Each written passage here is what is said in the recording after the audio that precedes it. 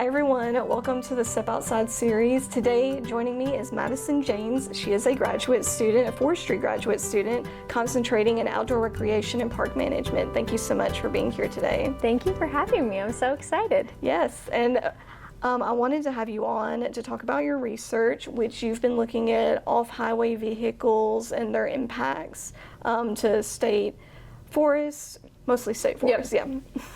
Could you talk a little bit about that? Yeah.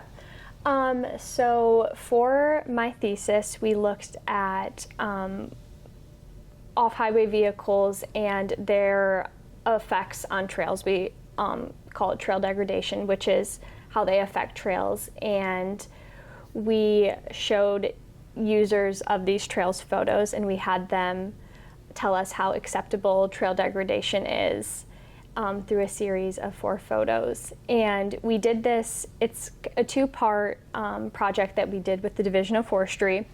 So we went out in the summer of 2024, and so we took a bunch of trail recreation ecology measurements. So we looked at how the trail was widening, how vegetation was affected, what kind of like ruts there were, how the trail was like shaping. When trails are used a ton, they start to like shape almost like this. I can't think of the word, but like almost like a U almost. They start to like go in. And so we measured that, and then we gave a survey to off-highway vehicle users online. We did ask them a bunch of questions, demographics, like what year are they born, what county do they live in. We asked if they were from Tennessee or not, which was really interesting because we had half people that were from Tennessee and half were out of state. And so we asked that question, we asked management questions, and then we asked that question of how acceptable are these conditions for OHV use, and we showed those photos. And so that's what my thesis focused on. And then we did a second part right now, which we're currently doing, where we asked about non-OHV users and like what are their thoughts on off-highway vehicle use. And as far as what you focused on for your thesis, what was acceptable for those users? What did they say? Yeah. So what we found was surprising. We found that people found every condition that we had shown. So that first photo is that very minimally eroded, and then that fourth one is very severely eroded. We found that every condition that we shown on average was acceptable. It was ranked like, if we think of it as like an axis, the minimally eroded photo was rated as acceptable, and then as we went through the photos, 1 through 4, it was rated acceptable, but it was still, like it was above 0, but it was starting to like go down the curve. So I think that average rating was like at a 1. So like people were starting to have disagreement about what was most acceptable. I guess that's what I'm trying to say. Like for photo 1, more people agreed, and then by photo 4, there was much more disagreement about how acceptable it was. So that was surprising because prior research had shown that at that more severe photo, we should see people rating that as unacceptable in different hiking studies and mountain biking studies and like crowding studies, but we didn't see that. So that was surprising, yeah. That is interesting. And you did this in partnership with the Division of Forestry. Yep. How are they hoping to use this information?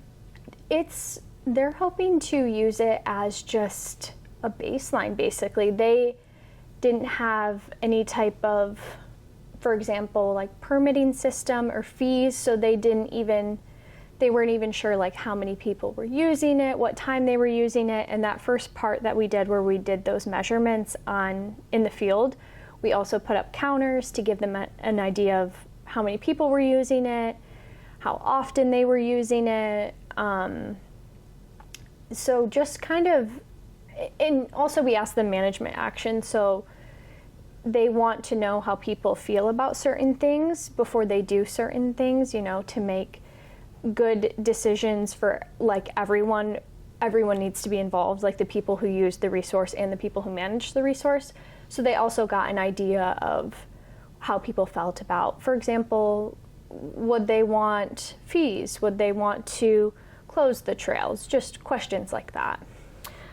Was there a big positive feedback as far as closing the trails or fees or anything like that? People, I do believe, off the top of my head, that people said that they would pay a fee if that were to go to like maintenance. People not so weren't as supportive as to closing, because that takes away the resource, which is understandable. You know, you want to ask these different types of like access questions to see what people say, but I think people were most in agreement that they would pay a fee if that went towards maintenance of the trail and like education, signage, stuff like that. Okay, that's good to know. Yeah. About how many people did your surveys? So we were going to do it in the field, and when we were out collecting that trail erosion data, we weren't seeing many users, and so we were like, we're gonna have to pivot. So we decided to do online surveys, and we decided that through some of the Division of Forestry's contacts and through some very active Facebook groups, that we would send out the link and have them take it that way. It wasn't our first choice, and there's definitely some limitations with getting data like that, but we ended up getting about 400 surveys, and then after doing some cleaning, we ended up with around 320. Okay, yeah, that's good. So we did get a number that we were looking for it to be statistically valid. Good. Yeah. And which state parks did you focus on? We did Pickett State Forest, which is north of here, and then we did Natchez Trace State Forest, which is southwest of Nashville, and then we did Franklin State Forest, which is south of Nashville.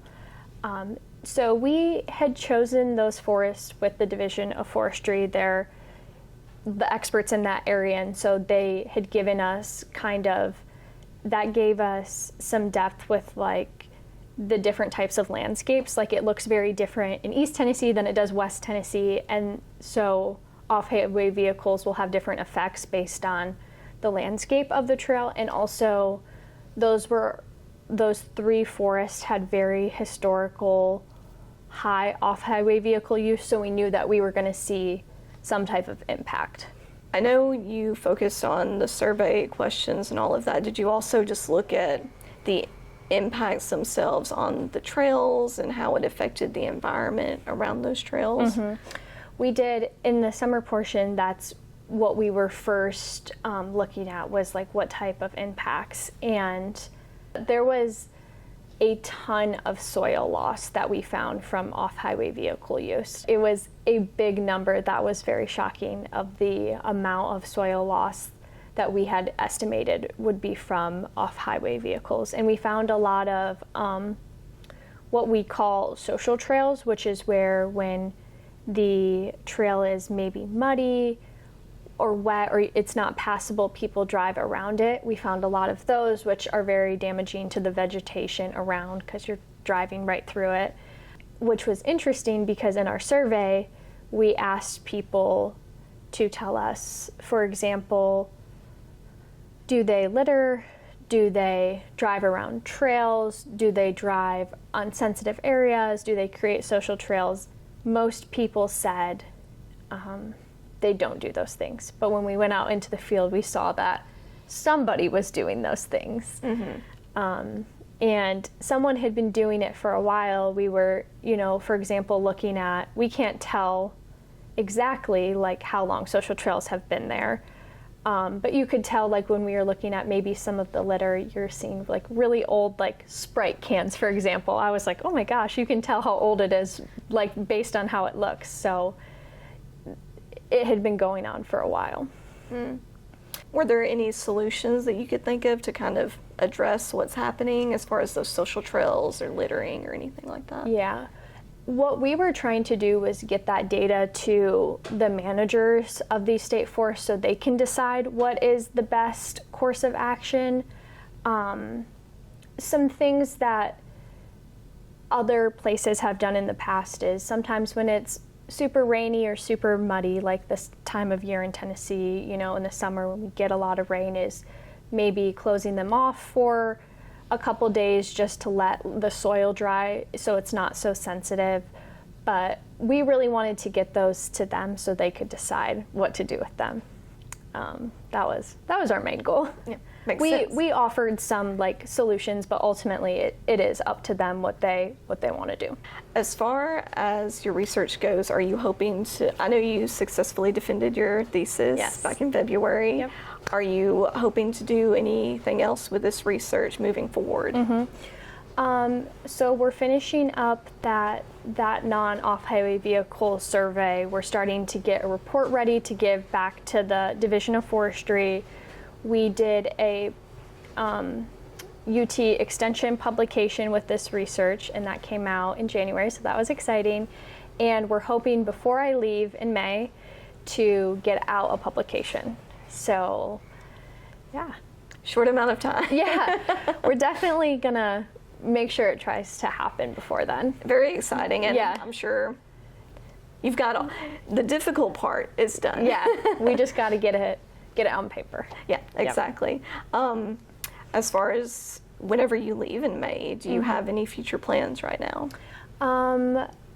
Right now, I haven't decided yet. I have an internship with the TDEC, which is Tennessee Department of Environment and Conservation, in the Office of Outdoor Recreation, and I'm doing like their communications and their social media, like helping to tell the story of what they're doing online to the public and trying to get engagement with that. And then I'm also helping their grants team, and I have that until May, so I'm kind of trying to decide what's next. You know, I could kind of go any way, but I'm hoping to do something with some type of form of local, state, federal government working on management or planning. I like my internship right now because they're letting me try a bunch of different things. So not sure yet, but that's where I think I'm headed. That sounds great. Yeah. And like great experience, Yeah. honestly. Through that internship and through what you've experienced here at UT, do you have any advice for any other students who, whether they're graduate students or undergraduate students who are interested in pursuing outdoor recreation and park management? I think the main thing that I've learned and that I would advise others to do is just try new things and step outside of your comfort zone. I'm from Michigan. I went to Michigan State for my undergrad, and so I didn't know if I wanted to go to grad school, and I think just taking new opportunities, whether you think that you can or like you can do it or you can't do it, just taking that opportunity, you'll grow so much. Like I moved down to Tennessee. I've never lived anywhere else. I moved 8 hours away from my friends and my family, but like everything falls right into place as soon as like you put yourself out there, you meet new friends and you get to learn about a new place. So I think don't be afraid to do like new and scary things, whatever that looks like. If that's going to grad school or that's getting a job or moving somewhere new even, to do that. And I think the second thing I learned is that you know more than you think you do. When I defended my thesis, I was very nervous and very scared, and when I was done with it, I was like, wow, that wasn't so bad. Like I knew that I knew more than I thought I did. Which is very important. Yes. Like you said, we all know more than we think we do. Right. So. Right. Well, is there anything else you would like to add? I don't think so. I want to thank you for having me. This was such a great opportunity. We're kind of our lab is called Outdoor Recreation Conservation Lab, and so we're kind of the first students here at Tennessee doing this type of research, and I think it's really exciting to be like the first of someone doing that and being a part of that, like beginning to kind of lay the groundwork for everyone who is to come. So thank you. You're welcome, and thank you so much for coming on. I appreciate it.